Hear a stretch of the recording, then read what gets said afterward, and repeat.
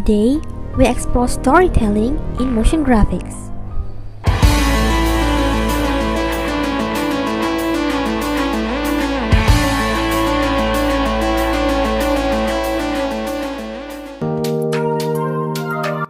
Stories. We hear and tell stories every day. But do you know that almost every story, regardless it is true or fictional, follows a similar pattern? When you tell stories, even without realizing it, you tend to structure your story into three main parts: the beginning, the middle, and the end. What happened first? What happens next? And what finally happened? This storytelling model is called the 3-act structure.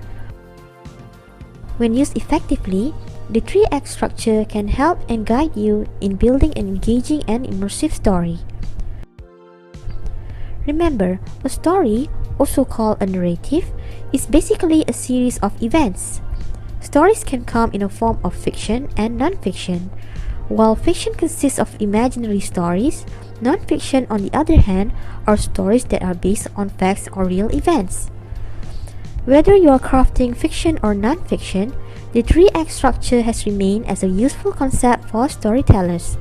And it doesn't matter what medium you are using in presenting your story, either a book, live action, animation, comic, stage theater, or other media. Your goal is to keep your audience stay within your story from the beginning until the end. In the context of motion design, this concept still applies due to motion graphic nature as a time-based media. When a visual media, such as live action or animated video, is played, a narrative is unfolded. In other words, according to Spencer Barnes in his study on motion graphic, a video is able to contextualize a story that contains structure.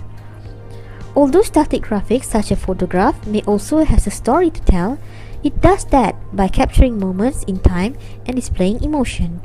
No structure is involved. Barnes further adds that narrative in motion graphic will convey information through exposition. Therefore, our focus in this video will be on visual storytelling for comprehension, for non-fiction. Let's uncover how storytelling works in motion design. Usually, you will start by determining the purpose of your motion graphic. What is it trying to convey? Are you trying to pitch, to report, to sell, or simply presenting information to your audience? And who are they? What do you want them to feel? How can your motion graphic impact them so that they will take action immediately?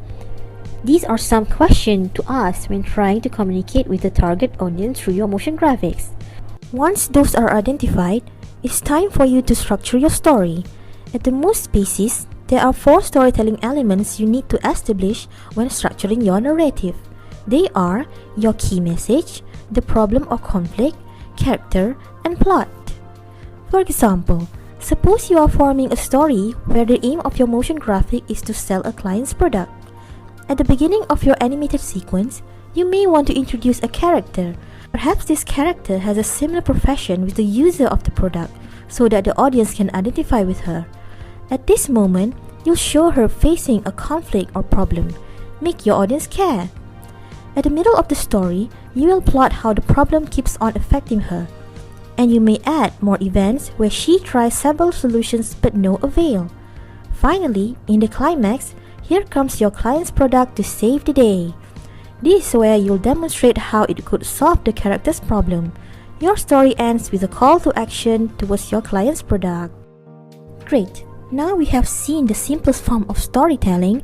The next step is to explore how the use of visuals in your motion graphic can shape your audience perception and understanding towards your key message.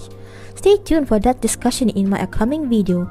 Please consider subscribing so that you won't miss it once it is uploaded. Thank you for watching, and I'll see you in the next video.